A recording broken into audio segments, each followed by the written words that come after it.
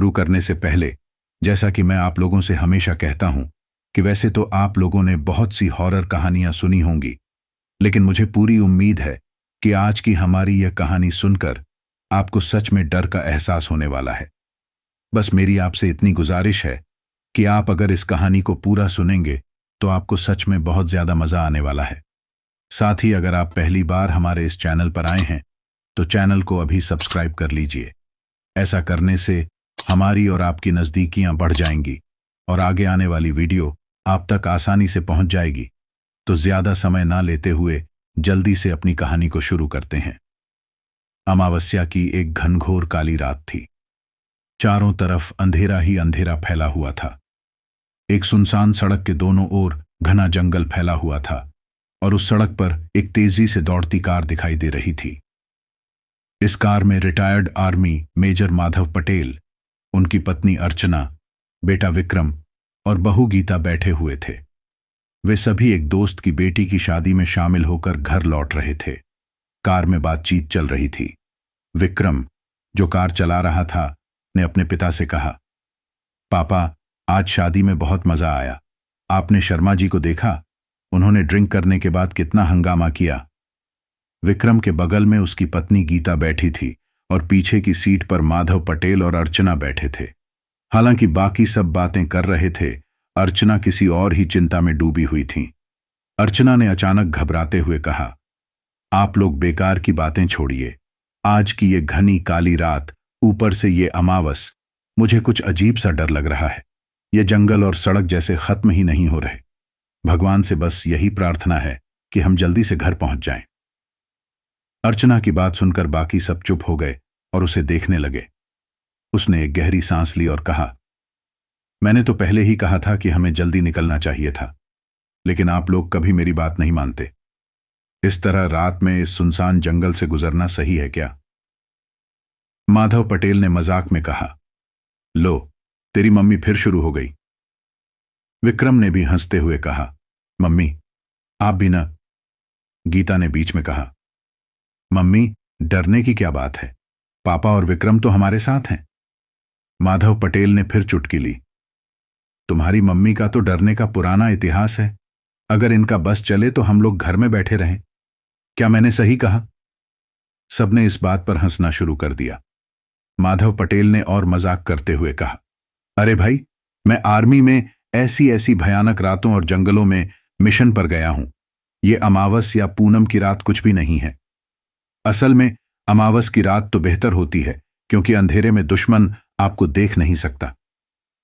उनकी इस बात पर कार में फिर से हंसी की गूंज सुनाई दी। अर्चना कसम साकर रह गई, पर वो अंदर से कुछ घबराई हुई थी और शायद अपने किसी डर को जाहिर नहीं कर पा रही थी।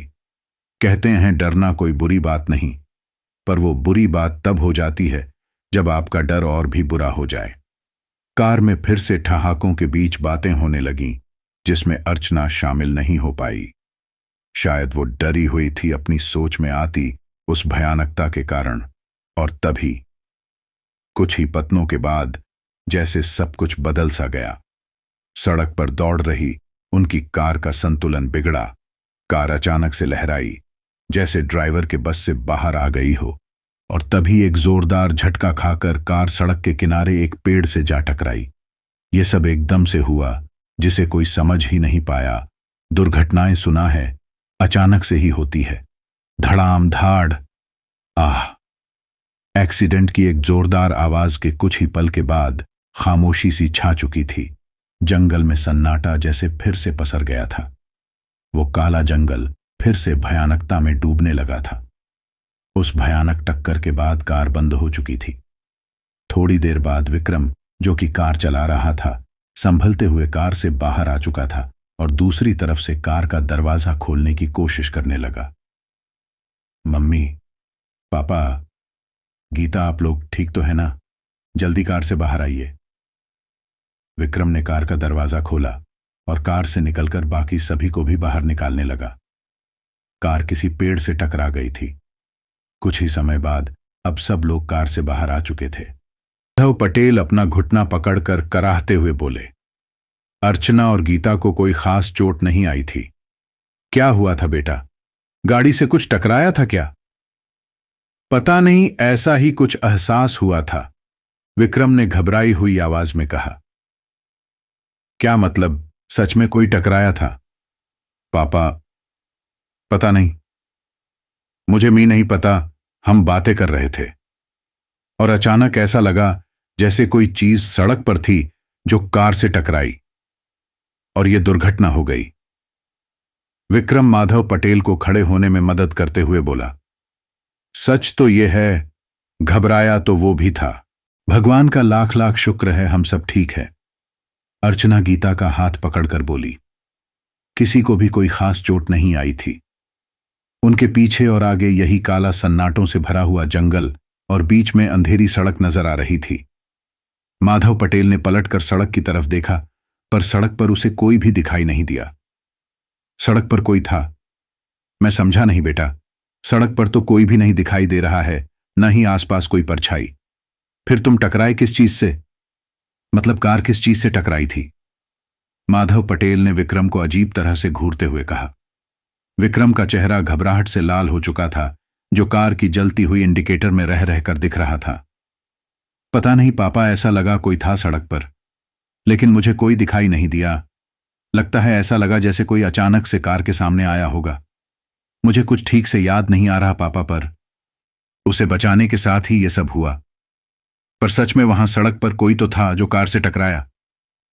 विक्रम की इस तरह की बात सुनकर सभी का घबराना और सवाल पूछना कोई अजीब बात नहीं थी। गीता भी काफी घबराई हुई थी। अगर ऐसा था तो मैं भी सामने बैठी थी। मुझे तो कुछ भी नहीं दिखाई दिया विक्रम। मैं सच कह रहा हूं। हो सकता है हम बात करने में इतने मशगूल हो गए थे कि ठीक से ध्यान न दे पाए हो, पर मुझे पूरा यकीन है कि कुछ तो था, क्योंकि टकराने की आवाज भी हुई थी। विक्रम अब भी परेशान था और पेड़ से भिड़ी हुई अपनी कार को घूर रहा था। सभी लोग ये जानने में लगे थे आखिर ये सब अचानक कैसे हुआ था। बेटा, लगता है तुम्हें वहम हुआ है। तुम काफी थक गए हो, बातें करते हुए तुमने ध्यान नहीं दिया होगा और गाड़ी बहक गई होगी या कोई गड्ढा आ गया होगा। वैसे भी काफी अंधेरा है। अब जाने दो, वहां तो कोई भी नहीं है और भगवान का शुक्र है हम सब सही सलामत है। चलो देखते हैं गाड़ी तो ठीक है ना, वरना आज रात इस काले घने जंगल में तेरी मम्मी की भूतों की कहानियां सुन के बितानी पड़ेगी। इस छोटे से एक्सीडेंट के पीछे फिर तेरी मम्मी कोई भयानक कहानी रच लेगी। माधव पटेल ने चिढ़ते हुए कहा और वो कार की तरफ बढ़े और ड्राइविंग सीट पर बैठते हुए उन्होंने कार को स्टार्ट करने की कोशिश की। आखिरकार कोई फौजी ऐसे छोटे मोटे एक्सीडेंट से कैसे घबरा सकता था। कार चालू करने की भरसक कोशिश की गई, पर इंजन आवाज करके शांत हो गया और इसी के साथ पूरा जंगल भी एक पल को शांत हुआ लगने लगा। बेटा, ये कैसी सुनसान सड़क है? अर्चना सड़क के दोनों तरफ देखते हुए बोली। न कोई रोशनी और न ही कोई गाड़ी आ रही है। मुझे तो बहुत डर लग रहा है। अर्चना शायद उस कहानी को रचने लगी थी जिसका जिक्र अभी माधव पटेल ने किया था। अरे मम्मी, आपने ही तो कहा था आज अमावस की रात है तो अंधेरा तो होगा ही, और वैसे भी ऐसे जंगलों में रोड लाइट्स तो होती नहीं है ना मम्मी। आप प्लीज ये सब सोचना बंद करो, विक्रम ने कहा, क्योंकि वो जानता था अर्चना के डरे हुए बर्ताव को और अभी समय वहां से निकलने का था, इन कहानियों का नहीं। तभी माधव पटेल से की और वो कार को रियर्स गायर में डालकर पीछे सड़क पर ले आए। विक्रम अर्चना और तिहा को कथा की तरफ लेकर आया। चलो सब लोग गाड़ी में बैठ जाओ फटाफट। शुक्र है बोनट और हेडलाइटर्स के अलावा सब ठीक है और ये स्टार्ट हो गई है। बाकी कार की ज्यादा नुकसान नहीं हुआ था और अब कार स्टार्ट हो चुकी थी। माधव पटेल ऐसे मुस्कुराए जैसे डूबते हुए इंसान को नाव मिल गई हो, वो भी पूरी की पूरी, और अब इसी नाव में उन्हें अपनी फैमिली की जंगल पार करवाना था। भगवान का लाख लाख शुक्र है जो गाड़ी चालू हो गई, अर्चना ने हाथ जोड़कर कहा। अर्चना माधव पटेल के साथ आगे की सीट पर बैठ गई और इस बार विक्रम और उसकी पत्नी गीता पीछे की सीट पर बैठे। उस घने जंगल की दशा ऐसी थी कि कोई भी यहां से जल्दी ही निकलना चाहेगा। गाड़ी वापस सड़क पर थी। बीचों बीच जंगल के सन्नाटे में इंजन की घुन-घुन आवाज किसी जानवर की गुर्राहट की तरह गूंज रही थी। तभी विक्रम ने पूछा, क्या हुआ पापा? गाड़ी चालू करके अब आप किसका इंतजार कर रहे हैं? चलिए गाड़ी निकलिए यहां में। कोशिश तो कर रहा हूं बेटा, पर न जाने क्यों ऐसा लग रहा है कि कार आगे नहीं बढ़ पा रही है। ऐसा लग रहा है जैसे ये गाड़ी आगे बढ़ना नहीं चाहती। कुछ समझ नहीं आ रहा। मैं पूरी कोशिश तो कर रहा हूं, गियर डाला हुआ है, एक्सीलरेटर भी दबा रहा हूं, पर अभी तो सब ठीक लग ही रहा था। अब देखो तो सही, अचानक मुझे तो लगता है कार में काई गड़बड़ी हो गई होगी पापा। अरे इतने जोर से पेड़ से जो टकराई थी। आप रुकिए, मैं बाहर जाके देखता हूं, शायद कोई प्रॉब्लम हो, विक्रम ने कहा और उसने कार का दरवाजा खोला। पर अर्चना ने मुड़कर उसका हाथ पकड़ लिया। नहीं बेटा, कार से मत उतरला। जाने क्यों मेरा दिल जोर जोर से घबरा रहा है। ऐसा लग रहा है जैसे कोई अनहोनी होने वाली है। कुछ भी ठीक नहीं लग रहा। ऐ जी, आप कोशिश करिए, कार चल जाएगी। अर्चना सहमी हुई थी। यह किसी भी तरह की मुसीबत को नहीं बुलाना चाहती थी और शायद जंगल को महसूस भी कर रही थी। कभी कभी वहम सच भी हो जाता है। आगे क्या होगा कौन जानता है। क्या मम्मी, आप भी ना? अगर गाड़ी चल सकती तो अब तक हम आगे निकल भी चुके होते। चेक तो करना ही पड़ेगा, नहीं तो वाकई हम यहां फंस जाएंगे। और आप इतना क्यों डर रही हो? मैंने कहा ना, कुछ नहीं होगा, आप चिंता मत कीजिए। मैं देखता हूं। पापा जरा वो टॉर्च देना। आप लोग गाड़ी में ही बैठिए, मैं देख कर आता हूं। फिर विक्रम टॉर्च लेकर बाहर आ गया और कार का बोनट उठाकर चेक करने लगा। अर्चना और गीता का ध्यान कार के शीशे से बाहर की तरफ ही था, जैसे वो कुछ खतरे को भांपने की कोशिश में थे, और माधव पटेल कार को चालू करने की कोशिश में थे, क्योंकि उन्हें किसी खतरे से डर नहीं लगता था। तभी अचानक कार के बाहर से विक्रम की एक जोरदार चीख सुनाई दी। एक ऐसी जोरदार आवाज जिसने किसी डर को छू लिया हो। पापा, मम्मी, जल्दी यहां आइए। कार में बैठे संग्राम सिंह, अर्चना और गीता चीख सुनकर जल्दी से कार से निकल के विक्रम की तरफ भागे, जैसे कोई भूत देखने के बाद भागता है, ये सोचकर कि जाने क्या अनहोनी हुई थी जो विक्रम इस तरह चीख रहा था। क्या हुआ विक्रम? माधव पटेल ने बाहर आते ही पूछा। पापा, वो, सकपकाई आवाज में विक्रम ने कुछ इशारा किया। क्या हुआ? तुम चिल्लाए क्यों? अर्चना और गीता भी माधव पटेल के पीछे ही थे। विक्रम ने कोई जवाब नहीं दिया, बल्कि उसका हाथ कांपते हुए कार की हेडलाइट्स की तरफ इस तरह बढ़ाया जैसे किसी ने हाथ में डंक मारकर सुन्न कर दिया हो। विक्रम ने कुछ इशारा किया।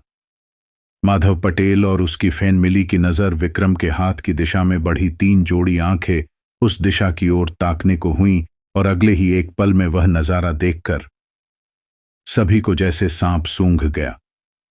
माधव पटेल और उसका परिवार अब एक पल के लिए सांसें थामे खड़ा था उस भयावह नजारे के सामने। उनकी आंखों के सामने भयावह दृश्य था। कार की हेडलाइट्स पर ताजे खून के धब्बे नजर आ रहे थे। ओह माय गॉड, गीता के मुंह से निकला। अब ये क्या है? एक पल के चुपते सन्नाटे के बाद माधव पटेल ने धीमे स्वर में पूछा। मैंने तो आप लोगों से पहले ही कहा था कोई न कोई कार से टकराया था, वरना यह दुर्घटना नहीं होती। पापा, अब तो आपको यकीन हो गया ना ये सब देखकर? विक्रम ने लगभग चिल्लाते हुए कहा। हे भगवान, अर्चना चिल्लाई। मैंने कहा था यहीं कुछ गलत हो रहा है। कुछ तो गलत। ये खून के दाग कहां से आ गए? किसके है ये खून के दाग? अर्चना ने जोर से माधव पटेल के बाजुओं को दबाकर कहा। विक्रम, पापा, ये सब क्या हो रहा है हमारे साथ? गीता ने डरे हुए स्वर में कहा। पापा, मम्मी ठीक कह रही हैं, कुछ तो गलत हो रहा है। अब तो मुझे भी बहुत डर लगने लगा है। गीता के ने थूक गटकते हुए कहा। मगर ये किसी जानवर का खून भी तो हो सकता है पापा। जानवर? अच्छा, तो कहां गया वो जानवर कार से टकराने के बाद? विक्रम ने पूछा। अरे हो सकता है तुमने उसे देखा ही ना हो और वो गाड़ी के नीचे आ गया हो, और जब हम उस पेड़ से टकराए तब तक वो उठकर जंगल में भाग गया हो, जख्मी हालत में ही सही। गीता ने अपना अनुमान लगाया। माधव पटेल अब भी खामोश थे, क्योंकि वो शायद बातों में नहीं सबूतों में यकीन करने वालों में से थे। हो सकता है, पर फिर सड़क पर कहीं खून गिरना चाहिए था। अर्चना चारों तरफ देखती हुई बोली। ये कोई माया जाल लगता है जी।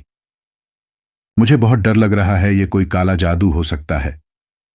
कहते हैं कि अमावास की रात बड़ी जालिम होती है और काली और बुरी आत्माएं लोगों को ऐसे ही अपने जाल में फंसाती हैं। अर्चना के बातों ने विक्रम और गीता को भी यकीन दिलवाना शुरू कर दिया था कि ये सब किसी कारण से उनके साथ घट रहा है। जंगल के बीचों बीच खड़े चारों तरफ के घने और भयावह जंगल का नजारा अर्चना की बातों को सच बनाए जा रहा था। पापा, मम्मी सही कह रही हैं। मैंने भी आपको कहा था कार से कोई ना कोई टकराया जरूर था, लेकिन मुझे ठीक से नहीं दिखाई दिया। विक्रम ने अपनी बात कही। ऐसा लगा वाकई वो अपनी मम्मी की बातों से सहमत हो रहा था। विक्रम, माधव पटेल झुंझलाए। अब उनकी बारी थी बोलने की।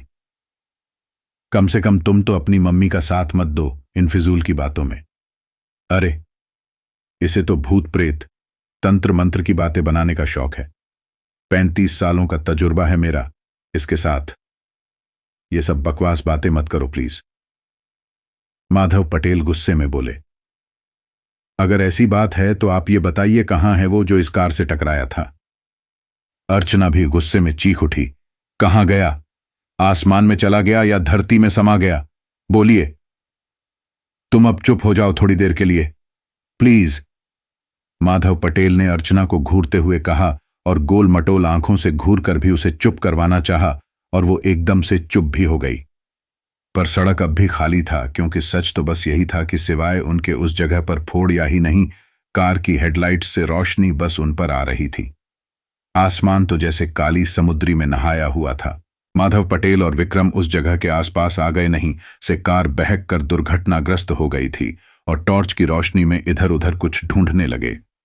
शायद अब वो उस खून के धब्बों और एक्सीडेंट के कारण की तलाश रहे थे, पर वहां ऐसा कोई भी निशान नहीं था जिससे ये कहा जा सके कि वहां कोई एक्सीडेंट हुआ हो या कार से कोई टकरा कर गिरा या जख्मी हुआ हो। बल्कि अब तो जंगल से अजीब सी आवाज भी आने लगी थी, पर उन आवाजों को साफ सुन पाना मुमकिन नहीं था। अर्चना और गीता भी उन आवाजों से ध्यान हटाने की पूरी कोशिश कर रहे थे। पापा, यहां तो कोई निशान नहीं। विक्रम ने जंगल से आती हुई हल्की अजीब आवाजों को ध्यान ना देते हुए उस जगह के आसपास मुआयना करते हुए कहा। माधव पटेल अब भी आसपास देखने में लगे हुए थे। हो सकता है वो कार से टकराने के चाद उछलकर सड़क किनारे इस बलान से लुढ़ककर नीचे झाड़ियों में चला गया हो। आखिरकार बहुत स्पीड में थी, वह जरूर बेहोश हो गया होगा, तभी हमारे इतना आवाज देने पर भी वो सुन नहीं पा रहा है। माधव पटेल ने अपना एक और तर्क लगाया और फिर विक्रम के हाथ से टॉर्च ली और ढलान की ओर रोशनी फैलाई, लेकिन उस तरफ झाड़ियों के सिवा और कुछ नहीं दिखा। पापा, गीता ने कहा, आप अगर वाकई ऐसा है तो हमें उस व्यक्ति को ढूंढकर उसकी मदद करनी चाहिए। अगर वो वाकई जानवर नहीं था तो। अर्चना ने घबराई और लड़खड़ाई आवाज में कहा। तुम लोग मेरी बात समझ नहीं रहे हो। अर्थना बड़बड़ाने लगी। और कितनी बार कहूं आप दोनों से, हम यहां फंस गए हैं। पहले ही कहा था, जल्दी घर निकल जाना चाहिए, कुछ नहीं मिलेगा यहां, देखिए। यही सब हो रहा है जिसका कि मुझे डर था। ये शैतानों का काम है। भला कार से टकराने के बाद कोई कैसे उठकर कहीं जा सकता है? और अगर वो सच में कोई इंसान था तो कहां गया? और इतनी रात गए यहां जंगल में, आखिर कौन होगा? अर्चना सिंह की बातों से माधव पटेल आग बबूला हो गए। अर्चना, अब एक लफ्ज भी और कहां तो अच्छा नहीं होगा। अरे, एक फौजी की बीवी होकर तुम्हें ऐसी कायरता भरी बातें करते शर्म नहीं आती? मुसीबत के समय बच्चों को साहस देने के बजाय ये पागलों जैसी बात करती हो। भूत प्रेत तंत्र मंत्र, उफ, क्या करूं अब मैं?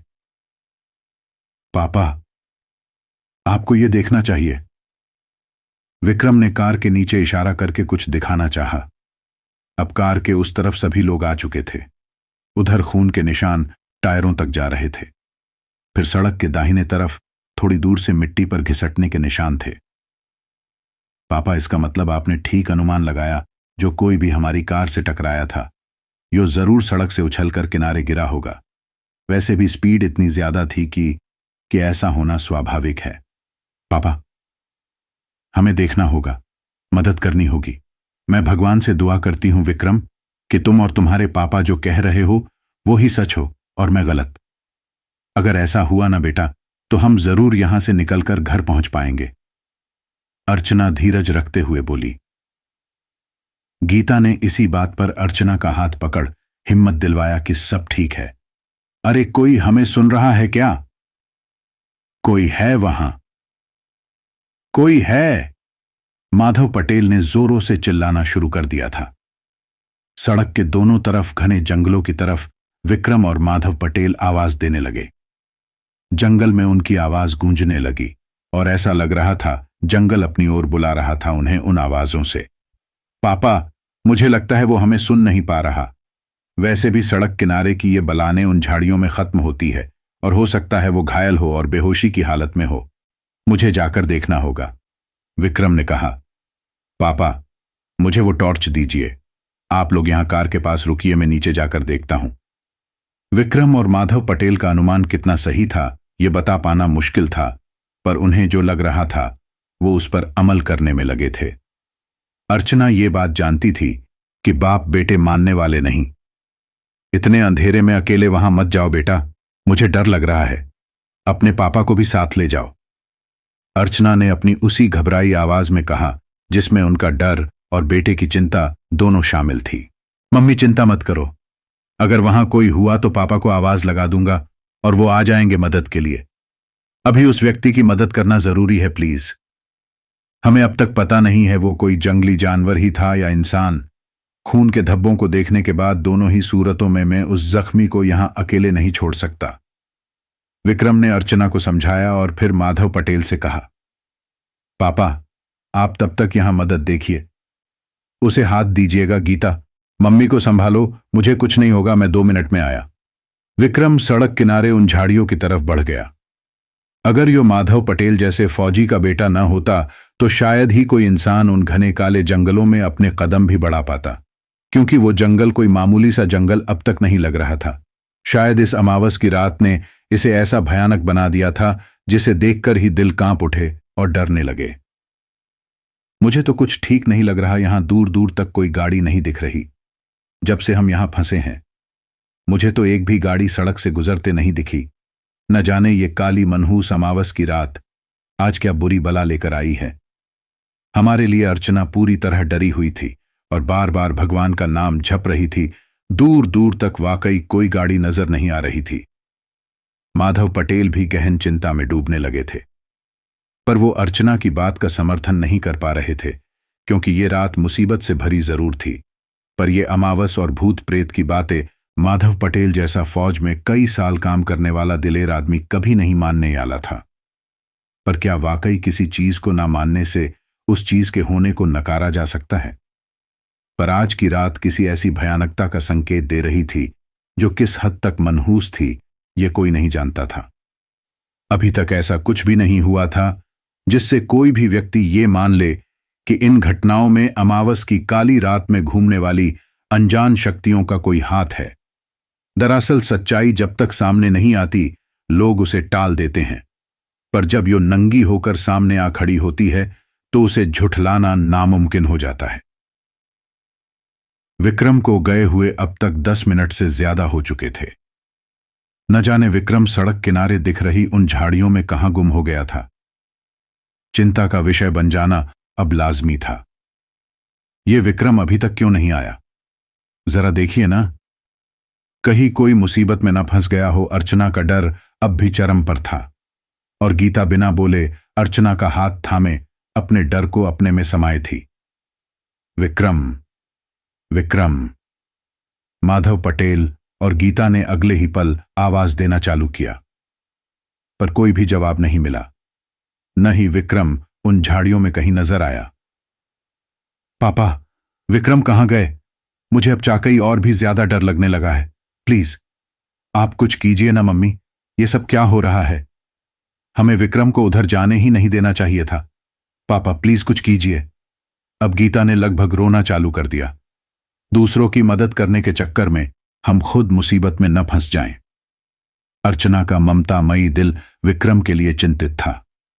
ऐसा कुछ नहीं होगा, ये सब बकवास बातें बंद करो, वो जरूर आएगा।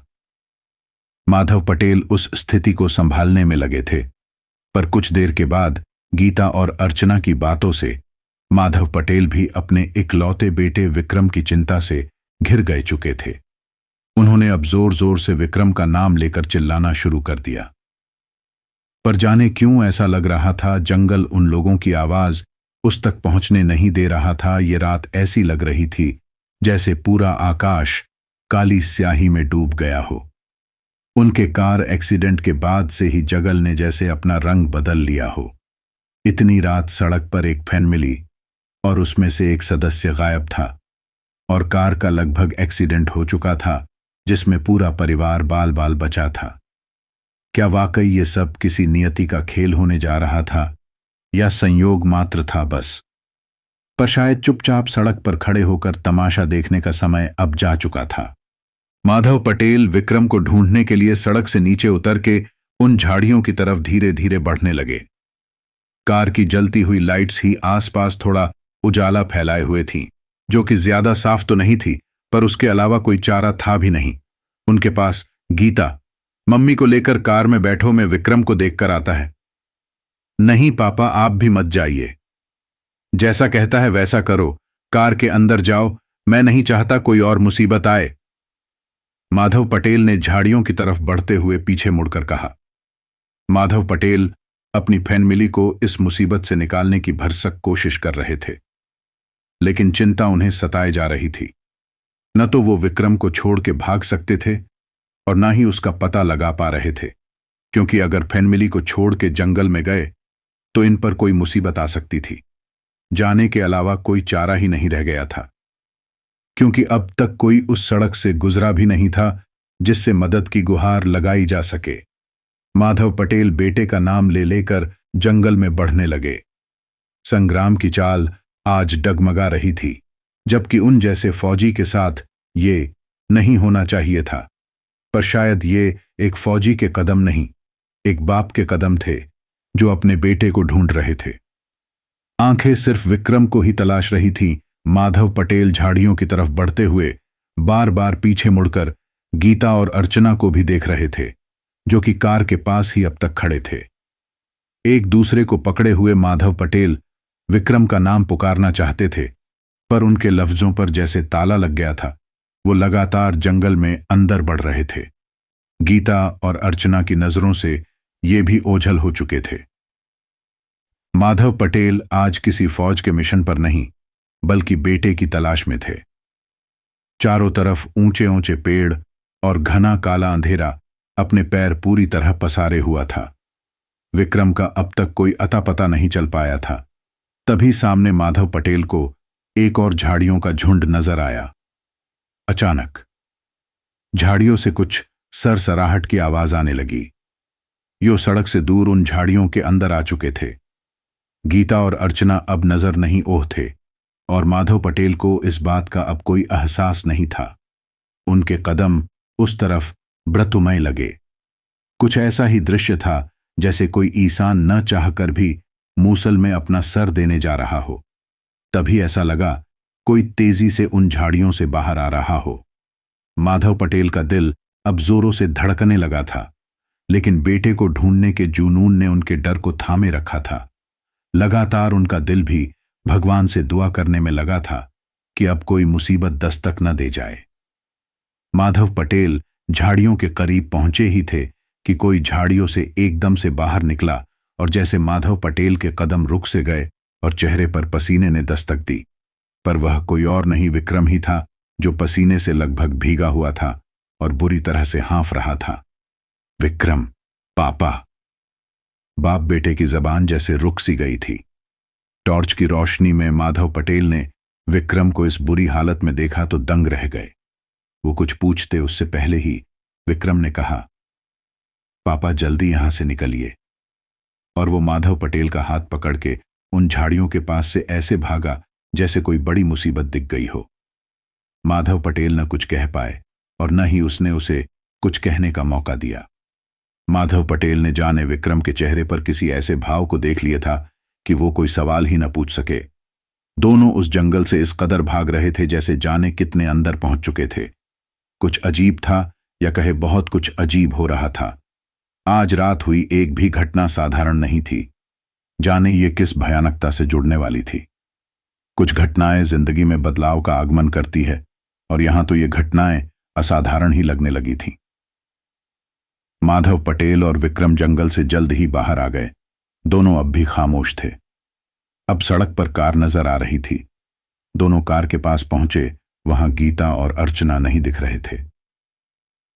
हे भगवान, ये दोनों कहां चले गए? माधव पटेल ने कार के पास आते ही हांफते हुए कहा।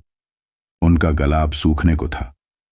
पहले विक्रम को ढूंढने की बेचैनी और अब ये दोनों। ये हो क्या रहा था? यहीं विक्रम खुद इतना डरा हुआ लग रहा था कि वो कुछ न बोल पाया और कार के अंदर ऐसे घुसकर जा बैठा जैसे किसी जानवर के डर से कोई बच्चा पलंग के ऊपर चढ़ जाता है। माधव पटेल विक्रम के इस व्यवहार से कुछ चौंक से गए। विक्रम से कुछ भी सवाल पूछने का समय उनके पास नहीं था। वो शायद विक्रम की खामोशी का मतलब कोई डर मान चुके थे। वो सड़क के चारों तरफ पत्नी और बहू को पुकारने लगे। न जाने वो दोनों कहां गायब हो चुकी थी। माधव पटेल दौड़कर कार के पास आए और खिड़की से अंदर झांककर विक्रम से पूछा, बेटा, ये दोनों तो यहीं खड़े थे, अचानक कहां चले गए? विक्रम अब भी शांत था और माधव पटेल की किसी भी बात का जवाब न दिया, जैसे उसे वाकई कोई सांप सूंघ गया हो। कार के चारों तरफ जैसे अंधेरा और बढ़ गया था। माधव पटेल अब कार की दूसरी तरफ भागकर उन दोनों को पुकारने लगे, अर्चना, कहाँ हो तुम लोग? माधव पटेल की हालत उस फौजी की तरह हो चुकी थी जिसके पास न लड़ने के लिए बंदूक हो और न ही अपने देश के बॉर्डर का पता और साथियों का साथ। सूखे गले से वो चिंघाड़ते रहे थे, पर वो जंगल शायद अपनी मौज में था। जंगल माधव पटेल की आवाज को इस कदर अपने अंदर समा ले रहा था कि कोई आयोज पूज ही नहीं रही थी। माधव पटेल सड़क के दोनों ओर पागलों की तरह चिल्लाए जा रहे थे। इस शुक्रात में जैसे सब बदल चुका था। पत्नी और यह गायब थी और उनका बेटा खामोश सा हो चुका था। माधव पटेल ही अब अकेले ऐसे इंसान थे जो पूरे परिवार को वापस सही सलामत लेकर जाना चाहते थे। तभी माधव पटेल को जंगल के एक कोने में, जो कि सड़क से लगा हुआ ही था, कुछ दिखाई दिया, जैसे कोई परछाई हो, जैसे कोई खड़ा हो। उन जंगलों की तरफ मुंह करके माधव पटेल के शरीर में झुंझुनाहट ने दस्तक देना शुरू कर दिया था। अचानक ये सब क्या हो रहा था, माधव पटेल की समझ से परे था। अचानक क्यों विक्रम का उन झाड़ियों से आने के बाद चुप हो जाना और अब अर्चना और गीता का गायब हो जाना? पर यो हिम्मत दिखाते हुए उस ओर बढ़े माधव पटेल के कदम उन झाड़ियों की तरफ बढ़ रहे थे। परछाई और पास आते जा रही थी, पर वो परछाई किसी भी तरह से हिल नहीं रही थी। उनके पास कोई टॉर्च भी नहीं था, क्योंकि विक्रम भी चिना टॉर्च के उन झाड़ियों से वापस आया था। जब वो उस परछाई के पास में पहुंचने ही वाले थे, उन्हें लगा वहां कुल 3 लोग थे। माधव पटेल का दिमाग इस कदर सोच में था कि आखिर ये तीसरा कौन होगा। अगर ये 2 गीता और अर्चना ही हुए तो उनके कदम अब भी अर्चना और गीता की उम्मीद में परछाइयों तक पहुंच हो गए। गीता, अर्चना, क्या ये तुम लोग हो? और साथ में कौन था? माधव पटेल जब एकदम पास में आए, वहां सिर्फ 2 लोग थे और वो कोई और नहीं, गीता और अर्चना ही थे। माधव पटेल ने दोनों को पास आते ही जोर से हिलाया। क्या हुआ? तुम लोग यहां क्या कर रहे हो? दोनों जैसे मूरत से बने खड़े थे, पर माधव पटेल के हाथ लगाते ही बोले, पापा आप? पता नहीं हम यहां कैसे आ गए। गीता लगभग सांस अटकते हुए बोली, हे राम, हम यहां कैसे? अर्चना ने चारों तरफ देखते हुए कहा। कार अब भी उन्हें थोड़ी दूर में सड़क के बीच में दिखाई दे रही थी। माधव पटेल ने दोनों की आंखों में देखा और लगा जैसे वो दोनों सच कह रहे हों। उन्हें पता ही ना हो वो लोग कैसे यहां आए, और वो तीसरा कौन था तुम लोगों के साथ? कौन तीसरा? यहां तो कोई नहीं है पापा, गीता ने इधर उधर देखकर कहा। अरे मम्मी, हम यहां कैसे आए? अरे हम कार से इतनी दूर कैसे आ गए? अर्चना ने आसपास देखते हुए कहा। माधव पटेल एकदम हैरान हो चुके थे उन सब चीजों से। वो ये जान चुके थे यहां सब कुछ अजीब सा हो चुका है। और यहां एक पल भी रुकना मतलब और किसी मुसीबत को बुलावा देने जैसा था। ये रात जाने क्या क्या गुल खिला रही थी। विक्रम कहाँ है? जी, कहाँ है मेरा विक्रम? अर्चना एकदम से विक्रम का पूछने लगी। वो ठीक है, तुम लोग घबराओ मत, वो कार में है। जल्दी निकलो यहां से और कार में बैठो। पता नहीं क्यों विक्रम भी डरा हुआ लग रहा है कि ये सब क्या हो रहा है। माधव पटेल ने गीता और अर्चना का हाथ कसकर ऐसे पकड़ा जैसे कोई पिता अपने बच्चों को दोनों तरफ से पकड़कर सड़क पार करवाता है। माधव पटेल कार की तरफ दोनों को लेकर बढ़े और पीछे से जंगल अजीब सी आवाजों के साथ उन्हें डराने लगा। उन तीनों में भी विक्रम की तरह डर इस तरह बढ़ रहा था कि सबके लफ्ज खामोश हो चुके थे। कार के करीब आते ही अर्चना और गीता विक्रम विक्रम करने लगी और उसके कार के अंदर बैठते ही, वहां पहुंचते ही तमाम सवाल करने लगीं। लेकिन विक्रम ने उनकी किसी भी बात का जवाब नहीं दिया और पर उसने जाने क्यों जल्दी से माधव पटेल को गाड़ी चलाने का इशारा किया।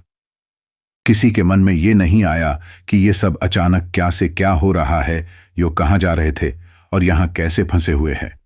जैसे सब सुन्न हो चुका था एक एक्सीडेंट। खून के धब्बे, विक्रम का जंगल में जाकर आना, गीता और अर्चना का यूं अचानक कार से दूर चले जाना, बस इतनी सी घटनाएं ही तो घटी थीं जिसे अब तक कोई समझ ही नहीं पा रहा था। पापा जल्दी कार स्टार्ट कीजिए प्लीज, गीता ने बहुत ही बेस्चेपन से कहा। उसकी आवाज में डर गहरा सा था। और ये विक्रम चुप क्यों है पापा?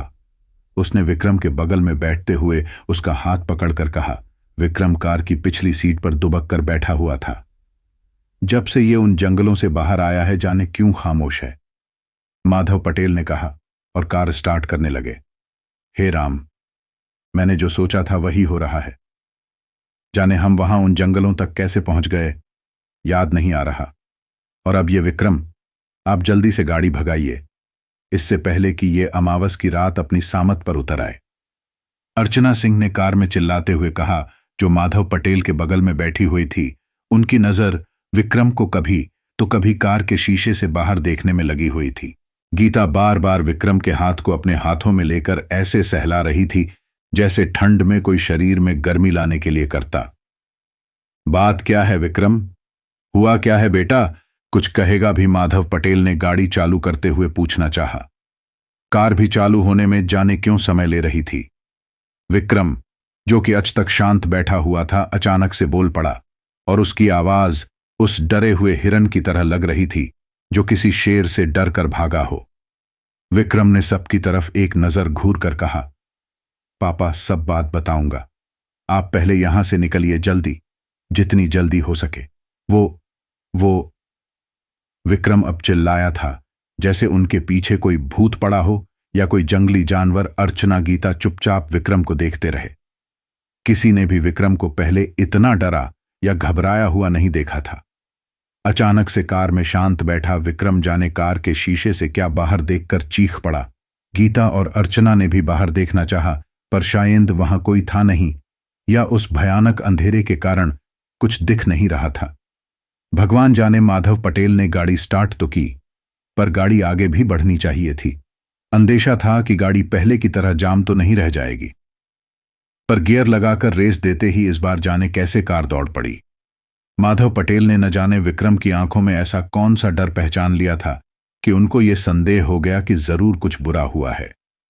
माधव पटेल उस बात को भी याद कर रहे थे जहां उन्होंने दूर से जंगल के पास 3 परछाइयों को देखा था, पर वो इसे वहम मान रहे थे क्योंकि जब वो पास गए वहां तो सिर्फ अर्चना और गीता ही थे। माधव पटेल जैसा शेरदिल आदमी अब भी उसे मानने को तैयार नहीं था कि यो सच था या सिर्फ एक आंखों का धोखा। उस जंगल के रहस्यमय माहौल ने सबको अपनी जकड़ में से लिया था और सबके दिलो दिमाग पर एक खौफ सा छाया हुआ था। क्या और क्यों हो रहा था, सभी के दिमाग सुन्न हो चुके थे। अर्चना अमावस में भटकते भूत प्रेतों की बात शुरू से ही रट रही थी, पर अब तक किसी ने तो भूत देखा ही नहीं था और न ही ऐसा कोई वाकया हुआ था जिससे यह पुख्ता तौर पर कहा जा सके कि ये अंधविश्वास भूतों और अमावस वाला सच था। या झूठ? पर सबके दिमाग में एक ही सवाल था, ऐसा क्या देख लिया था विक्रम ने वहां जाकर उन झाड़ियों और जंगलों के पीछे जो उसकी इस हालत का जिम्मेदार था? सड़क पर माधव पटेल अपनी कार को तेजी से भगा रहे थे। कार की स्पीड विक्रम की घबराई आवाज से कई गुना ज्यादा बढ़ चुकी थी। उस समय कार में कयामत से आने के पहले वाली भयानक भरी शांति छाई हुई थी। विक्रम के माथे से पसीना टपक रहा था। ऐसा लग रहा था जैसे कार में बैठे हुए चारों लोगों को मानो काटो तो खून नहीं। इस समय कोई किसी से बात नहीं कर रहा था। डर ने सबके सोचने समझने की शक्ति को कमजोर बना रखा था। सब लोग कार के शीशे से बाहर इस कदर देख रहे थे जैसे कि कब कार जंगल से बाहर निकलने वाली है। लगभग 20-40 मिनट के बाद अर्चना ने इस भयानक खामोशी को तोड़ा। विक्रम, क्या हुआ बेटा? हमें कुछ बताएगा? तू ठीक तो है ना? तू चिंता मत कर, हम बहुत जल्द ही यहां इस भयानक जंगल से निकल जाएंगे बेटा। हे भगवान, ना जाने मेरे बेटे ने ऐसा क्या देख लिया है। अर्चना विक्रम को तसल्ली देने की कोशिश कर रही थीं। फिर जैसे विक्रम ने भी अपनी चुप्पी तोड़ने की कोशिश की। वो हमें यहां से निकलने नहीं देंगे मम्मी। विक्रम ने अपनी खौफ भरी चुप्पी तोड़ी, पर यह चुचिया अब सच को डराने वाली लग रही थी। क्या क्या मतलब? माधव पटेल ने कार चलाते हुए पूछा। माधव पटेल ने एक नजर पीछे मुड़कर विक्रम को देखा, पर अगले ही पल उनका ध्यान अभी भी तेज गति से भाग रही कार की स्टीयरिंग पर आ गया था। मैं समझा नहीं विक्रम, तुम कहना क्या चाहते हो? हमारी कुछ समझ में नहीं आ रहा है। क्या तुम बताओगे आखिर बात क्या है? ऐसा क्या देख लिया तुमने जो इतने खौफ में हो? हां विक्रम, मैंने तुमको इतना परेशान कभी नहीं देखा। मुझे बहुत डर लग रहा है। प्लीज कुछ बोलो विक्रम। गीता, जो कि कार की पिछली सीट पर विक्रम के साथ बैठी थी, विक्रम के माथे से टपकते हुए पसीने को अपने दुपट्टे से पोंछते हुए बोली। लेकिन विक्रम के चेहरे पर अब भी खामोशी ने घर बनाया हुआ था। उसके होंठ अब अपने आप सिलने लगे थे, ऐसा ही लग रहा था। कार सड़क पर अब भी तेज गति से दौड़ रही थी और संग्राम दंपत्ति अपने बह गीता और बेटे विक्रम के साथ उस कार में खौफनाक खामोशी और अजीब से डर के साथ सफर कर रहे थे। सड़क पर अभी भी दूर दूर तक कुछ दिखाई नहीं दे रहा था और जंगल था कि खत्म होने का नाम ही नहीं ले रहा था। ऐसा लग रहा था इस भयानक रात ने उस सड़क और जंगल को अपनी गिरफ्त में ले रखा था। पापा, अचानक विक्रम बोला। फिर अचानक से अगले ही पल वो एक ठहाका लगा के हंसने लगा। सब लोग परेशान थे। आखिर विक्रम को क्या हो गया है और ये ऐसे हंस क्यों रहा है? अर्चना ने माधव पटेल को गाड़ी रोकने की कहा, पर विक्रम अचानक बोल पड़ा। अजीब सी कड़वाहट घुली हुई थी और उसकी आवाज में एक कद गया।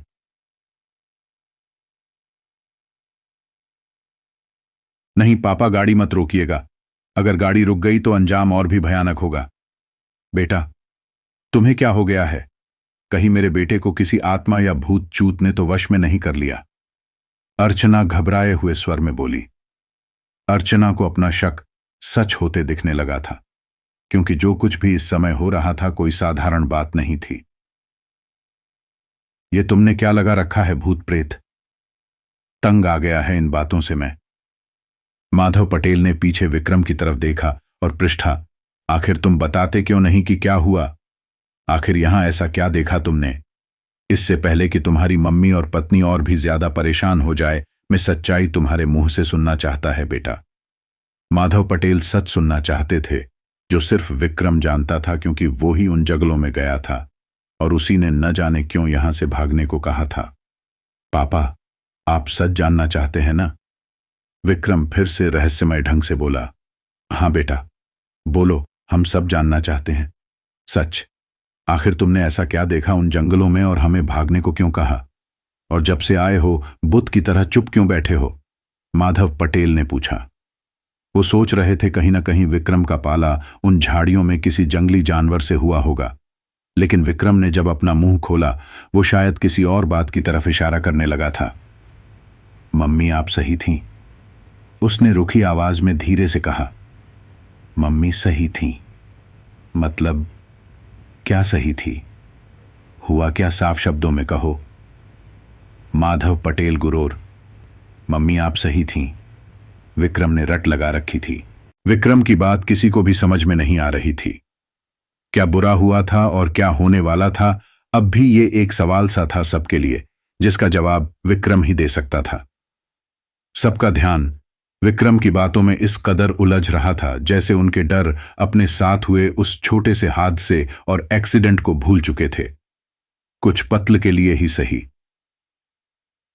अर्चना सामने वाली मीट पर बैठी हुई थी, पर उसकी नजर पीछे विक्रम को देख रही थी। उसने मुड़कर विक्रम का हाथ अपने हाथों में लिया और पूछा, बेटा, तुम्हारे पापा, मैं और गीता सब परेशान हैं। हम जानना चाहते हैं ऐसा क्या हुआ जिसके कारण तुम ये कहना चाहते हो कि मैं सही थी। हमें समझ नहीं आ रहा कि तुम किस बारे में बात कर रहे हो। डरो नहीं बेटा, प्लीज हमें बताओ, क्या हुआ वहां पर। मां चाहे कितनी भी परेशान क्यों ना हो, वो अपने बच्चों को हमेशा हौसला देने की कोशिश करती है। सवाल तो इतने पूछे जा रहे थे लेकिन विक्रम जवाब किसी का भी नहीं दे रहा था। एक खौफ था उसके चेहरे पर जो अभी तक नहीं गया था। जाने क्यों कभी अचानक भागने का बोलने लगता और जब कुछ पूछा जाता तो खामोश हो जाता। वो किसी से नजरें नहीं मिला रहा था। गीता उसके चगल में बैठी उसके हाथों को पकड़े हुए थी। माधव पटेल अब भी उन काली सड़कों पर कार दौड़ा रहे थे और जैसे इन जंगलों से जल्दी अपनी कार को चाहर निकालना चाहते थे। अगले ही पल आखिरकार विक्रम ने खौफ में समाई अपनी जुबान खोला, पापा, गीता। विक्रम की आवाज बेशक अब भी डरी हुई ही थी, फिर भी न जाने अब वो कौन सा राज बताने वाला था। फिर उस कहानी की शुरुआत होने लगी जिसका इंतजार पूरा परिवार अब तक कर रहा था। जब मैं उन झाड़ियों के पीछे उस शख्स को ढूंढने गया, मैं अपनी टॉर्च लिए इस उम्मीद से आगे बढ़ा कि शायद वहां काई जख्मी हालत में होगा, पर मुझे वहां कोई भी नहीं दिखाई दिया। एक पल के लिए मुझे यह भी लगा कि शायद यो कोई इंसान न हो, कोई जानवर भी तो हो सकता है जो कार से जख्मी होकर जंगल में चला आया हो। लेकिन वो जानवर हो या इंसान, उसे भी मदद चाहिए होगी। इसी उम्मीद के साथ मैं झाड़ियों से आगे निकला तो मुझे काले और घने जंगल के सिवा कुछ भी नहीं दिखाई दिया। मैंने वहां आवाज लगाई, कोई है यहां? हेलो, मैं आपकी मदद करना चाहता है। अगर आप यहां हैं तो प्लीज जवाब दीजिए। लेकिन मुझे कोई भी जवाब नहीं मिला। टॉर्च की रोशनी भी उस काले घने जंगल और इस काली अमावस की रात में फीकी पड़ रही थी। मैं ठीक से नहीं देख पा रहा था। तभी थोड़ी देर की कोशिश के बाद जब मुझे यह एहसास हुआ कि वहां कोई भी नहीं है और यह भी एहसास हो चुका था कि मैं किसी को ढूंढते ही अजाने किस मायावी से दिखने वाले भयानक जंगल में आ चुका हूं, और साथ ही यह भी एहसास मेरे दिल को हो चुपम था कि अगर कोई जानवर ही होता तो इतनी दूर जंगल में कैसे जख्मी हालत में आ सकता था। इसी एहसास के साथ मैं वापस आने के लिए मुड़ा हो था कि तभी कुछ हल्की सी आवाज मेरे कानों में आई। मैं पीछे मुड़ा पर वहां कोई भी नहीं था। मैंने फिर एक बार आवाज लगाई, तभी मुझे किसी के रोने की आवाज आई। मुझे अब तक इस बात पर पूरा यकीन हो गया था कि कोई हमारी कार से अवश्य टकराया था। मैं तेजी से अपनी टॉर्च लिए उस तरफ बढ़ा। थोड़ी दूर जंगल में चलने के बाद मैंने देखा। इतना कहते ही विक्रम की आवाज में जैसे एक अजीब सा डर थरथरा रहा था और आवाज जैसे रुक सी गई। कार अब भी माधव पटेल सरपट भगा रहे थे। क्या देखा बेटा? कौन था वहां? अर्चना ने पूछा। मामी, यहां पर वहां एक पेड़ के नीचे कोई बैठा हुआ था। कुछ देर सांस रोकने के बाद विक्रम ने आगे बताया। कौन बैठा था वहां? गीता ने पूछा, जो अब पूरी तरह डर रही थी। यह तो मुझे ठीक से दिखाई नहीं दिया वो कौन था, क्योंकि जब मैं पास पहुंचा तो देखा एक पेड़ के पीछे बैठा कोई से रहा था। अब मुझे समझ में आ गया था कि वो किसी औरत की रोने की आवाज थी। मैं बहुत हैरान हुआ कि आखिर एक औरत इस भयानक जंगल में बैठी क्यों रो रही है, और अगर वाकई वो हमारी कार से टकराकर घायल हुई थी तो वो सड़क से इतनी दूर इस जंगल में कैसे आ गई थी? क्या तुमने उससे बात किया?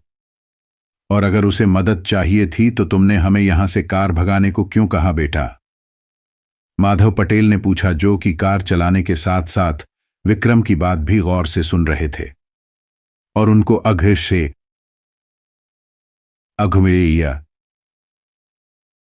इस बात का एहसास हुआ कि विक्रम को जंगल में किसी की मदद के लिए भेजा था। खैर, उस भयानक डर के कारण सभी उस बात को लगभग भूल चुके थे। पापा, जब मैं उस पेड़ के पीछे गया तो और भी हैरान हो गया। मैं बिल्कुल बिल्कुल भौचक्का रह गया, ये देखकर कि वहां पर एक बूढ़ी औरत थी और उसकी गोद में एक छोटा सा बच्चा था। मैं उनके पास गया और देखा वो बच्चा बेहोश था, और जब मैंने टॉर्च से उसे देखा तो पता चला उसके सिर से खून आ रहा था। मैं बहुत घबरा गया था। बच्चा बहुत ही मासूम लग रहा था, पर वो शायद बेहोश था। बूढ़ी औरत उसके माथे पर हाथ फेर रही थी। मैंने पूछा, अम्मा, मैं आपकी मदद के लिए आया है। आप लोग इस सुनसान जंगल में कैसे? क्या आप लोग हमारी कार से टकराए थे? माफ कीजिएगा, मैं आप लोगों की मदद करना चाहता है। क्या ये आपका पोता है सकिन? अभी तक उस बुद्धिया ने मेरी तरफ देखा तक नहीं था। अब भी वो रो रही थी। मैंने उसके कंधे पर हाथ रखकर कहा, आमा, मैं आपकी मदद करने आया हूं। मेरी कार यही पास में सड़क पर खड़ी है। हमें जल्दी इसे हॉस्पिटल ले जाना होगा। प्लीज। पूरा जंगल एक अजीब सी आवाज से गूंज रहा था, जिसका अंदाजा लगाना मुश्किल था कि वो सब क्यों और क्या था। मैं उससे बात करने की कोशिश कर रहा था, लेकिन वो जैसे मुझे देख ही नहीं रही थी या मुझे जानबूझकर नजरअंदाज कर रही थी। जबकि मैं बड़ा हैरान था कि भला इस घने जंगल में कौन मदद नहीं चाहेगा। फिर आखिर ये बुढ़िया क्यों खामोश थी? तभी उसके रोने की आवाज खत्म हुई, और जैसे ऐसा लगा पूरा जंगल उसके रोने की आवाज के चुप होते ही एकदम शांत हो चुका था। ये पल इतना डरावना लग रहा था कि मैं अपने आप को बड़ी मुश्किल से संभाल रहा था। फिर उस बूढ़ी औरत ने बिना मेरी तरफ देखे खौफनाक ढंग से कहा, तुम लोगों ने हमारे साथ ऐसा क्यों किया? क्या बिगाड़ा था हमने तुम्हारा? मैं बहुत घचराया हुआ था। अम्मा, माफ कीजिएगा, दरअसल गलती मेरी ही है, कार में ही चला रहा था। और ये सच कैसे हुआ मैं खुद समझ नहीं पाया। मैं अपनी गलती के लिए बहुत शर्मिंदा हूं। मुझे आप लोगों की मदद करने दीजिए। मैंने अपने परिवार के साथ एक पार्टी से लौट रहा था और ये हादसा गया। मैंने उन्हें जवाब दिया और माफी भी मांगी। तुम बड़े लोग कार ऐसे चलाते हो कि हम जैसे गरीब लोग तुम्हें दिखाई नहीं देते हैं। मेरा इस दुनिया में मेरे पोते सोनू के अलावा कोई नहीं था, अथ ये भी नहीं रहा। और वो रोने लगी। अम्मा, ये जिंदा है। मैंने उसकी सांस चेक की और वो चल रही थी, पर लग रहा था राखून ज्यादा बह गया था। उस बच्चे के सर पर भी गहरी चोट थी, जिससे अब भी खून बह रहा था। अम्मा, खून ज्यादा बहने के कारण ये बेहोश है। आप जल्दी चलिए, इसे हॉस्पिटल ले चलते हैं। कुछ नहीं होगा इसकी, मैं वादा करता हूं। मेरा विश्वास कीजिए, मैं बड़ी ही हिम्मत के सूची बोल रहा। जंगल एकदम शांत लग रहा था, पर भयानक और काला होता जा रहा था। स्कूल से आने के बाद सोनू हमेशा मेरी मदद करता था। हम यही पास के एक गांव में रहते हैं। मैं गरीब हैं, इसलिए जंगल से सूखी लकड़ियां चुनकर उसे शहर में बेचकर अपने सोनू और मेरा गुजारा करती थी। सोनू आज भी मेरी मदद करने आया था, और इस तेज बारिश से बचने के लिए हम एक पेड़ के नीचे छुपे थे। और शाम घिर आई, और जब बारिश रुकी रात हो चुकी थी, और इसलिए हम वह रास्ता पार कर रहे थे। और तभी चीकार, इतना बोलकर बुढ़िया फफक फफक कर रोने लगी। उस बूढ़ी औरत के शब्दों में जितना दर्द था, उतनी ही अजीब सी भयानकता भी जाने क्यों लग रही थी। मैं माफी मांगता है आप लोग, प्लीज चलिए, मेरी कार यही पास में है। मैं आपकी मदद। एक मिनट।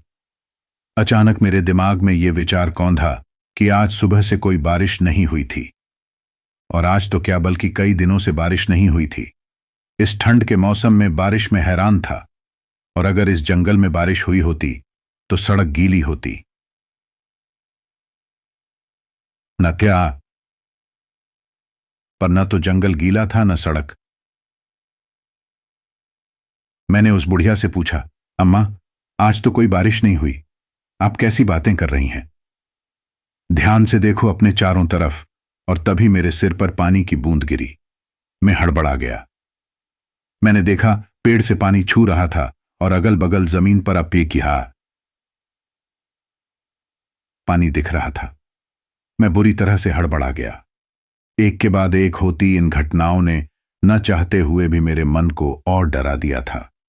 मुझे ऐसा लग रहा था मैं किसी सपने में हूं, पर मैं जान चुका था वो सपना नहीं, हकीकत ही था। 20 जनवरी 2013 की वो भयानक रात में नहीं भूल सकती, जिसने मेरी और पेरे सोनू की जान ले ली। और तुम लोगों ने हमें सड़क पर तड़पता छोड़ दिया। किसी ने कोई मदद नहीं की, कोई भी मदद नहीं की। पर मदद तो हमें अब भी चाहिए। पर यह बात आज भी चुभती है कि आखिर हमारी क्या गलती थी। वो एकदम से चौंक रही थी। ये बात सुनते ही मेरे पैरों तले जमीन खिसक गई। मुझे लगा कोई मजाक चल रहा है, पर तभी तभी मैंने देखा वो बच्चा अचानक उठ खड़ा हुआ, जिसके सर से अब भी काफी खून बह गया था और अब मानो ऐसे खड़ा हो उठा जैसे बिल्कुल ठीक हो। मैं हल्का सा पीछे हुआ। बुढ़िया ने पहली बार मेरी तरफ देखा। उसका चेहरा देखकर मैं घबरा गया, जो कि काफी भयानक था। उसने पास से कुछ उठाया। Oh my God! वो एक कुल्हाड़ी थी। मैं कुछ समझ पाता उससे पहले ही एक जोरदार हंसी उस जंगल में गंज उठी। हा हा हा हा, ये कुल्हाड़ी देख रहे हो? इससे मैं लकड़ियां काटा करती थी और उस दिन उस परिवार की गर्दनें काट देती अगर मैं मर न गई होती तो। तुम सब शैतान हो, इंसानी शैतान, पर मैं तुम लोगों का ही इंतजार कर रही थी। ये अमावस की रात बड़ी जालिम होती है, जाने कैसे कैसे खेल करवाती है ना? पर शायद तुम्हें बता दूं, ये आज की रात मेरी उस रात की ख्वाहिश को पूरी करेगी। वो भयानक इरादों के साथ मेरी तरफ बढ़ रही थी और मैं धीरे धीरे पीछे जा रहा था। मेरे दिमाग ने काम करना एकदम बंद कर दिया था, पर अपने आप को बचाने की कोशिश मैं अब भी कर रहा था। हमें माफ कर दो, हम तो बस आपकी मदद करना चाहते थे। मैंने और मेरे परिवार ने आपका कुछ नहीं बिगाड़ा। प्लीज हमें जाने दीजिए। हमें लगा आप लोग हमारी कार से टकराए होगे, इसलिए आप लोगों को ढूंढता इधर आपकी मदद के लिए आया। मैं गिद्धांगिड़ा रहा था, पर कदम एक एक करके पीछे जा रहे थे और अब नीचे सूखे पत्तों की चरमराहट आ रही थी। प्रसूति तो जैसे गायब हो चुका था, जिसे मैंने थोड़ी देर पहले महसूस किया था। वो बुढ़िया और वो लड़का मेरी ओर बढ़ रहे थे। उनका चेहरा काला पड़ता जा रहा था, जैसे कोई परछाई उसे बैंक रही हो। तुम लोगों ने हमारे ऊपर गाड़ी क्यों चढ़ाई? बोलो क्यों किया ऐसा? हां, उस बुढ़िया ने अजीज सी भयावह आवाज में कहा। मैं तो आज भी उसी रास्ते से अपने सोनू को लेकर सड़क पार कर रही थी। वो तुम लोग थे जिन्होंने हम पर गाड़ी चला दिया। क्या बिगाड़ा था हमने? बोलो क्या चाहते हो तुम लोग? मार डालेंगे, हम सब लोगों को मार डालेंगे जो उस सड़क से गुजरेगा, जो हम लोगों को परेशान करेगा। बुधिया और यो लड़का हमारे खून के प्यासे लग रहे थे। मैंने हिम्मत जुटाई और तेजी से वापस सड़क की तरफ भागा। वो लोग मेरे पीछे आ रहे थे और उस बुढ़िया की कुल्हाड़ी घनी रात में ऐसे चमक रही थी मानो वो हमारी खून की प्यासी हो। इसके बाद कार में सन्नाटा छाया रहा। बस यही सब हुआ वहां पर। और मम्मी, आप सच कह रही थीं, भूत प्रेत होते हैं और अमावस की रात वो अपना बदला लेने के लिए घूमते हैं, और आज हम यहां फंस गए हैं। कहते कहते विक्रम रोने लगा। विक्रम के इस वाकये को सुनने के बाद कार में बैठे संग्राम फैमिली के तीनों सदस्य भयभीत हो चुके थे। विक्रम, ये सब तू क्या बोल रहा है बेटा? अर्चना ने हैरानी से कहा। कार में बैठे माधव पटेल, अर्चना और गीता विक्रम की इस कहानी से इतने हैरान थे कि वो लोग समझ नहीं पा रहे थे कि सच है या झूठ, और झूठ था। मां ती राहु ऐसी कहानियां क्यों बनाएगा? सच तो ये है कि भूतों पर विश्वास दो तरह के लोग करते हैं। एक वो जो उन्हें मानते हैं कि वो होते हैं, और एक वो जो उन्हें देख लेते हैं। और विक्रम उन्हें देख चुका था और अर्चना और गीता शायद अब तक उन्हें मान चुके थे। लेकिन माधव पटेल उन दोनों ही तरह के लोगों में से नहीं थे। माधव पटेल के भयभीत होने का कारण शायद यो कहानी नहीं बल्कि विक्रम था। विक्रम, बहुत हुई तुम्हारी ये बचकानी बातें। तुम इतने पढ़े लिखे होकर भी इन भूत प्रेतों की बातों में विश्वास करते हो। हद है ये तो। मुझे तुमसे ये उम्मीद नहीं थी। गीता और अर्चना को तो मैं समझा नहीं सकता, पर प्लीज तुम तो ये फिजूल की बातें मत करो। बस थोड़ी देर में हम इस जंगल से निकल जाएंगे और फिर घर पहुंच जाएंगे। तुम सब चिंता मत करो। डर और इस रात ने तुम सबके दिमाग पर जादू कर दिया है, जो यहां से निकलते सही हो जाएगा, माधव पटेल ने कहा और कार की रफ्तार बढ़ा दी। हे राम, ये आप क्या कह रहे हैं? मैंने तो पहले ही कहा था ये अमावस की रात मनहूस होती है, और आज विक्रम ने आत्माओं को भी देख लिया और वो हमारे पीछे पड़ गए हैं। कहते हैं कि अमावस में भटकती शैतानी आत्माएं आसानी से पीछा नहीं छोड़ती। हे भगवान, हमारी रक्षा करो। बेटे तुम चिंता मत करो, कुछ नहीं होगा। अर्चना ने अपने पर्स में रखे गणेश भगवान की मूर्ति को निकालकर भगवान का मंत्र जपने लगी। माधव पटेल का ध्यान अब सिर्फ गियर और स्टीयरिंग को संभालने में था। वो जल्दी से उस जंगल को पार करना चाहते थे। बस गीता, जो अब काफी घबराई हुई थी, विक्रम को कसकर पकड़े हुए अब कांप रही थी। विक्रम बार बार कार की खिड़की में पौहर जाने क्या देख रहा। पापा, यो हमें यहां से निकलने नहीं देगा। बकवास बंद करो विक्रम, मुझे और कुछ भी नहीं सुनता है इस बारे में। पापा, आप पिछले आधे घंटे से फार ड्राइव कर रहे हैं। आपकी नहीं लगता कि हमें अब तक ये छोटा सा जंगल पार कर जाना चाहिए था? और आप कहते हैं हम जंगल से बाहर निकलने वाले हैं। उन लोगों ने कहा था वो हमें यहां से जाते नहीं देंगे। किसी भी कीमत पर चुप हो जाओ तुम सब लोग, माधव पटेल चिल्लाए। पापा, लेकिन विक्रम सच कह रहा है। हम कब से इस जंगल में ही हैं, और न तो अब तक ये सड़क खत्म हुई है और न ही किसी भी दूसरी गाड़ी को आते जाते देखा। ऐसा लग रहा है जैसे हम इस जंगल और इस सड़क पर अकेले हैं। गीता ने अपने मन की बात व्यक्त की। कार में एक भयानक सन्नाटा छा गया। सड़क पर वाकई काला अंधेरा पैर पसारे बैठा था। सड़क वीरान थी और सड़क के किनारे बने जंगल जैसे उस भयानक रात की गवाही दे रहे थे। पापा, हम यहां फंस चुके हैं, निकलना नामुमकिन है। बेटे, ऐसा नहीं होगा, सब ठीक होगा, मुझे पूरा भरोसा है। माधव पटेल, जो अब तक किसी भी भूत प्रेत को मानने से इनकार कर रहे थे, जाने क्यों उनकी आवाज गवाही दे रही थी कि वो अब अपने बेटे की कहीं छात्य को मानने लगे थे। माधव पटेल को पसीना आने लगा था। शायद यो इस बात का एहसास अब कर रहे थे कि याकई ये रास्ता खत्म नहीं हो रहा था, क्योंकि कार काफी समय मेथी चला रहे थे। अब क्या होगा बेटा? उन लोगों ने तुमसे और कुछ भी कहा होगा ना? क्या हम उनसे माफी मांगकर यहां से नहीं निकल पाएंगे? अर्चना विक्रम की तरफ देखकर बोली, पर विक्रम अब चुप था और उसकी नजरें शीशे से बाहर थीं। हे प्रभु, हमारी रक्षा करता। किसी और के किए की सजा हम निर्दोषों को मत दो प्रभु। जाने लोग ऐसा क्यों करते हैं? आखिर कैसे कोई किसी व्यक्ति को मरता हुआ छोड़ सकता है? और फिर उनकी आत्माएं भटकती रहती है और न वो शांत हो पाती है और न ही वो किसी और को शांति से बैठने देती है। बदला लेने को जो तड़पते रहते हैं अनंत काल तक। अर्चना सिसकते हुए बोली। वो अपने परिवार के लिए भगवान से दुआ मांग रही थी कि आज ये कहर जो भयानक तरीके से आने वाला है उसे टाल दिया जाए किसी चमत्कार से। विक्रम, क्या हम किसी तरह यहां से नहीं निकल पाएंगे? गीता ने विक्रम की तरफ देखा, पर विक्रम के चेहरे से छलकता भय अपना जवाब दे चुका था। तभी अचानक माधव पटेल बोले, गीता, अर्चना, विक्रम सही कह रहा है। मुझे भी अब ऐसा लगने लगा है कि हम एक ही जगह भटक रहे हैं। ये सब क्या हो रहा है? आखिरकार माधव पटेल ने गंभीर होकर कहा, जो काफी देर से स्थिति को समझने की कोशिश कर रहे थे। पापा, आप ऐसा कैसे कह सकते हैं? गीता ने पूछा। मैं ये तो नहीं बता सकता, लेकिन इतना जरूर जानता हूं कि जंगल में एक जगह घूमने के बाद भी हम ये जान नहीं पाते कि हम उस जगह से बार बार घूमे रहे हैं, क्योंकि जंगल एक समान ही होते हैं।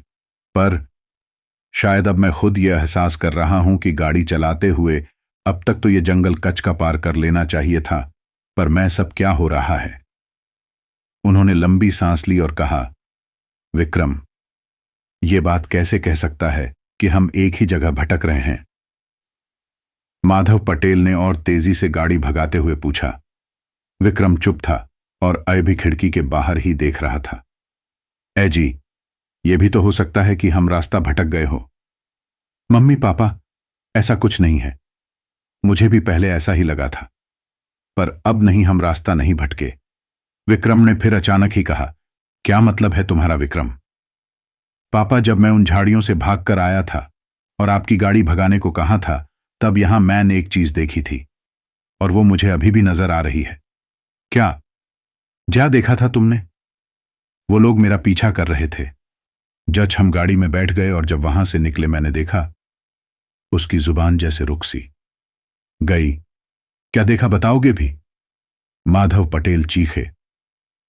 मैंने देखा कि वही पास के एक पेड़ के पास वो बुद्धिया अपने पोते के साथ खड़ी थी और उसके हाथ में वो चमकती हुई कुल्हाड़ी नजर आ रही थी और ये दोनों मेरी तरफ घूर कर देख रहे थे, मानो कह रहे हो, हम तुम्हें जाने नहीं देंगे। और क्या विक्रम? और क्या? गीता डर से चीख पड़ी। और गीता, वो लोग मुझे हर 10 मिनट के बाद सड़क किनारे उसी जगह पर खड़े दिखाई दे रहे हैं। यो हमें बार बार उसी जगह पर घुमा रहे हैं। ये क्या बकवास है विक्रम? ये सूझ है पापा। तो क्या हम बार बार एकाजह से गुजर नहीं और हम एक ही सड़क पर फंस गए हैं क्या? है भगवान अर्चना में पड़ी। शायद नहीं, ये कोई दूसरी चीज है। हम एक सड़क पर नहीं बल्कि एक समय चक्र में फंस गए हैं, जो हर 10 मिनट के बाद हमें पिछले टाइम पर ले जाके वहां से बार बार ले जा रही है। विक्रम ने स्थिति का जायज लेते हुए कहा। हट, यह कैसे मुमकिन है? माधव पटेल बोले। पापा, आपकी घड़ी में टाइम कितना हो रहा है? अरे मेरी तो घड़ी रुक गई है। मेरी भी पापा। विक्रम अपनी घड़ी दिखाकर चोला। हम सभी की घड़ी रुक गई है, यहां तक कि कार के डैशबोर्ड की घड़ी देखिए, वो भी रुकी हुई है।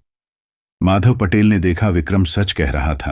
ओह माय गॉड, मतलब हमारे लिए समय रुक गया है और हम इस शैतानी समय चक्र में फंस गए हैं। पापा, खिड़की के दाहिने तरफ वो फिर नजर आने वाले हैं, क्योंकि अब उसी 10 मिनट का अंतिम समय आने को है। विक्रम की आवाज की गर्माहट उस कार के अंदर साफ महसूस की जा सकती थी। सबकी डरी हुई नजरें इस बार एक साथ दाहिनी तरफ जंगल की तरफ थी। और फिर जो कुछ विक्रम ने कहा यही हुआ। वहां वाकई वो बुढ़िया एक छोटे चच्चे के साथ खड़ी थी और उसके हाथ में एक चमकती हुई कुल्हाड़ी थी। वो दोनों तीखी नजरों से उस काली अंधेरी रात में उन्हें घूर रहे थे।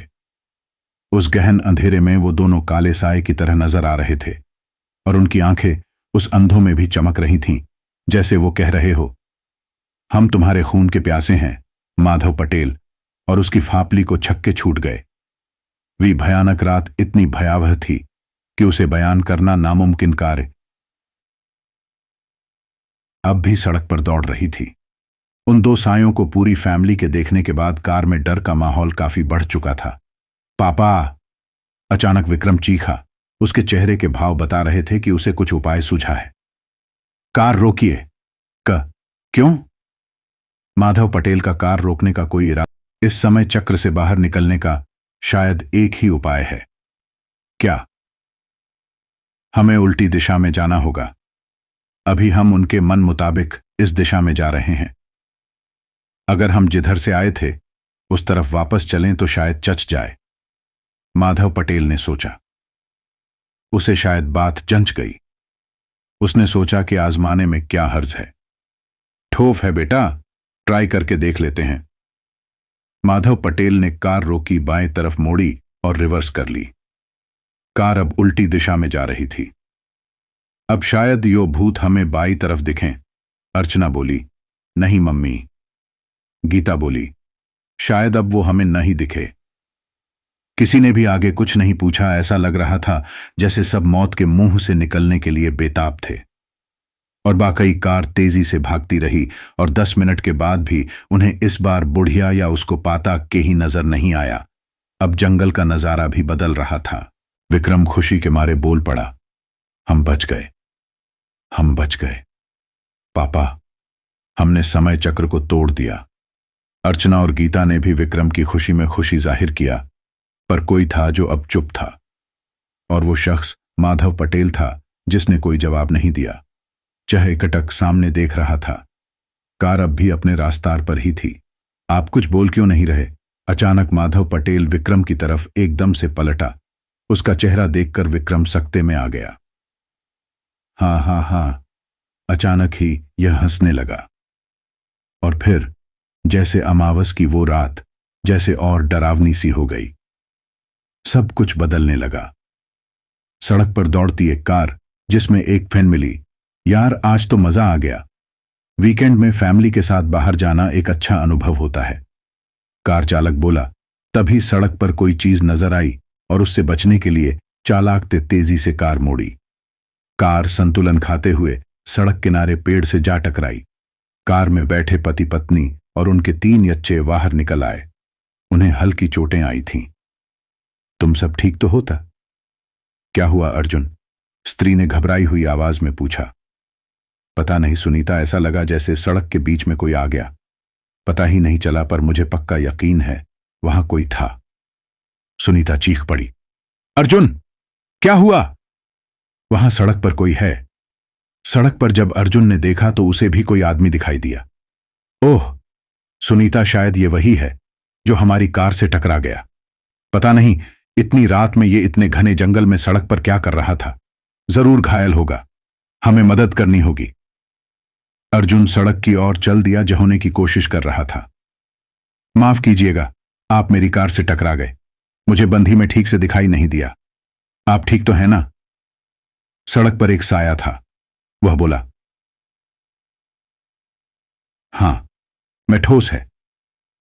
इससे पहले कि अर्जुन उसका चेहरा देख पाता, अचानक अंधेरा और बह गया था। एकदम से चांद को बादलों ने जैसे ढक लिया था। आप इतनी रात में इस पीरान सड़क पर कौन है? मैं मेजर संग्राम सिंह। दरअसल मेरी कार का एक्सीडेंट हो गया।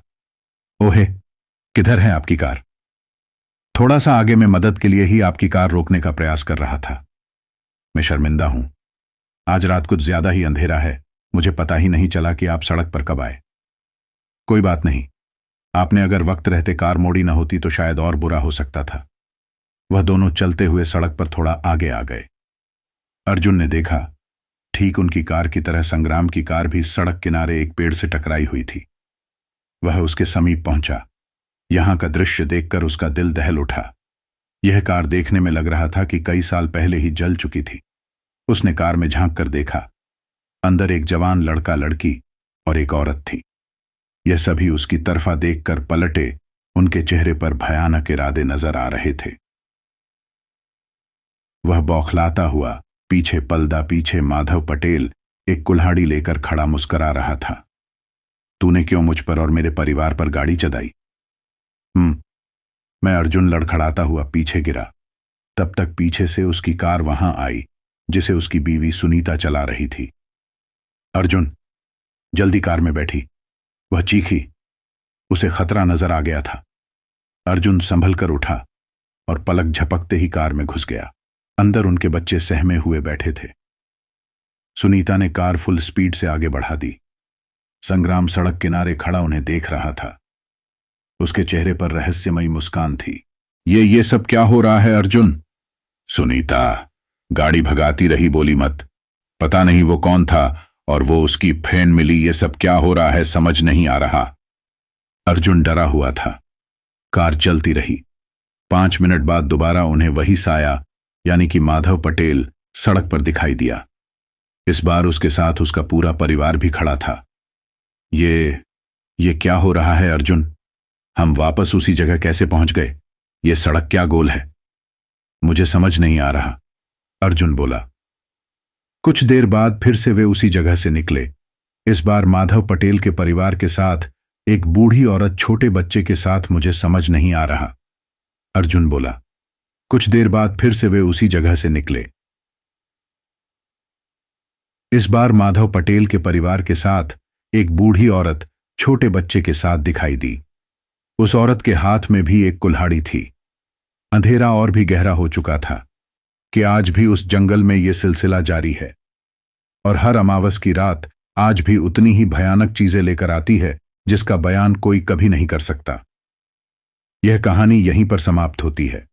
कहानी कैसी लगी कमेंट में जरूर बताना। अगर आपके पास कोई कहानी है तो मुझे आप भेज सकते हैं।